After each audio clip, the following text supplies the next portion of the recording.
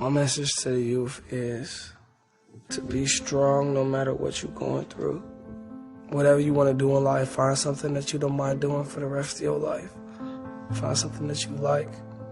And even if it seems like it's impossible, it's very, very possible. So don't get nervous.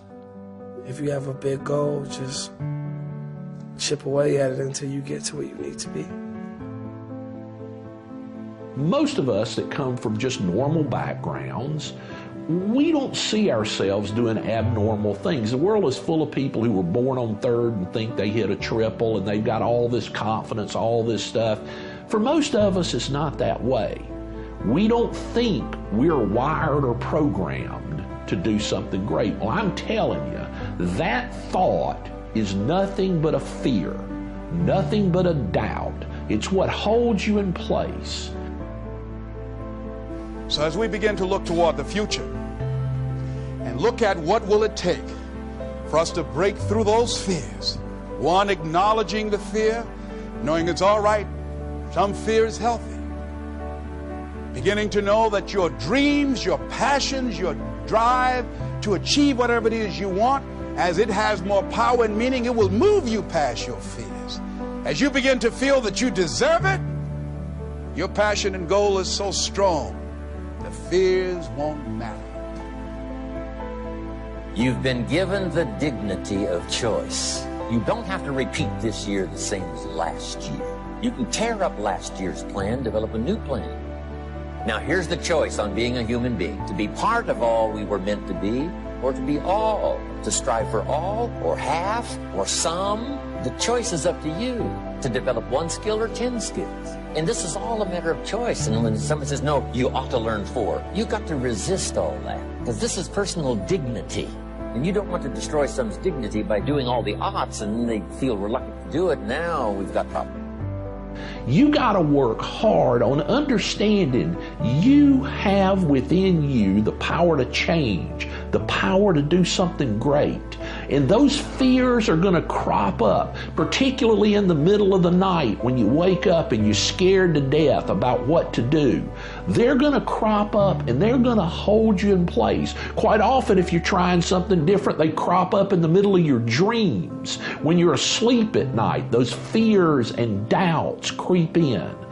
Understand, they're not real. They are things in your head that have been programmed into you by your past life. Wrestle with those fears. You'll never conquer them, but control them. And go out and live the life you deserve. Choose to win. Control your thinking and go win big.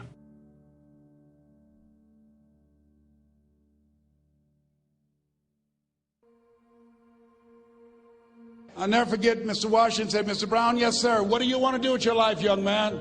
I said, sir, I want to be a disc jockey. He said, Mr. Brown? I said, yes, sir. He said, you got to be hungry. I said, what do you mean by that?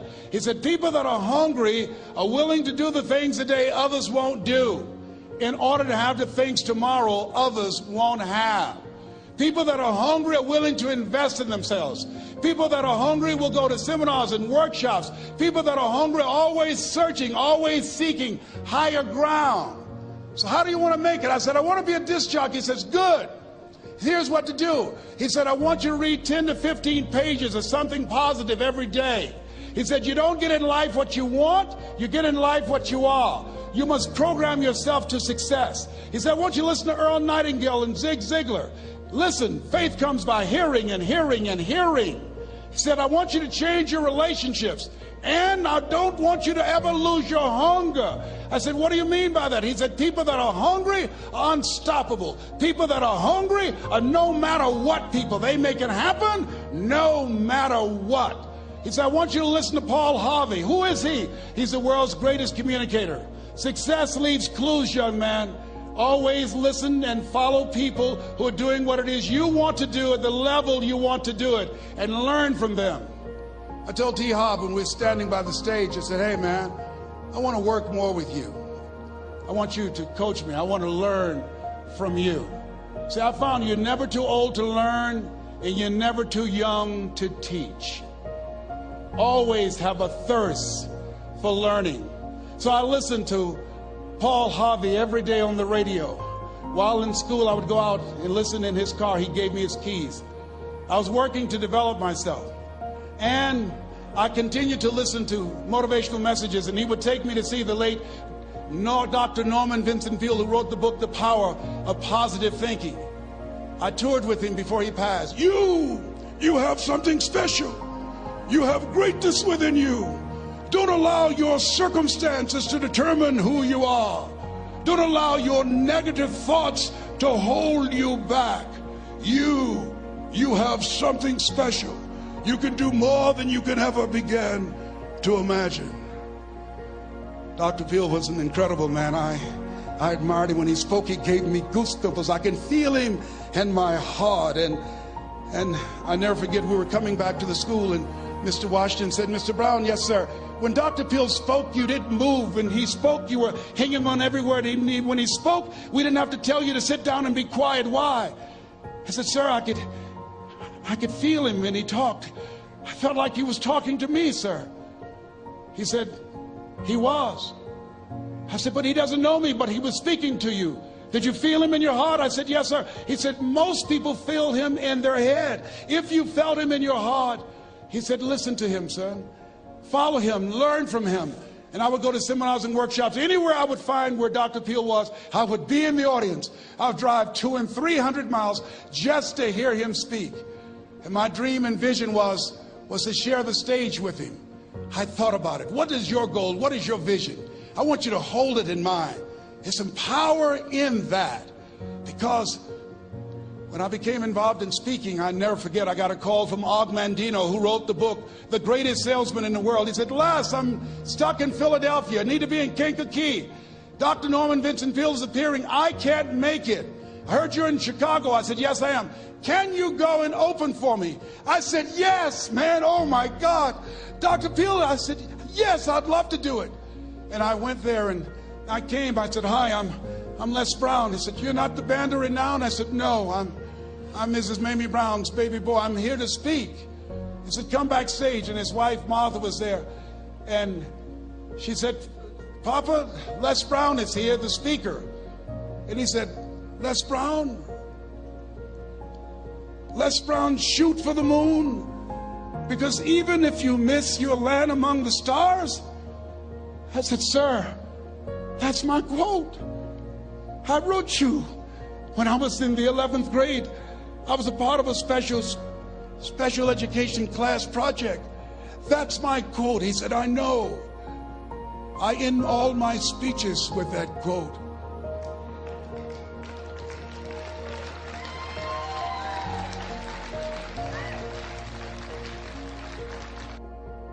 Now, let me give you 3 steps to personal development. Let's get down to the nitty-gritty.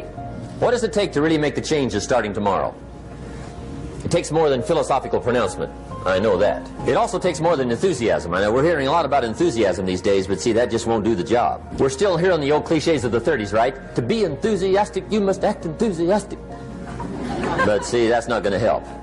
After you have leaped about, there are some things you got to do, or it isn't going to change. See, you can get all excited about lifting 200 pounds till you get to the gym, and then you need a new excitement. And the new excitement is called discipline.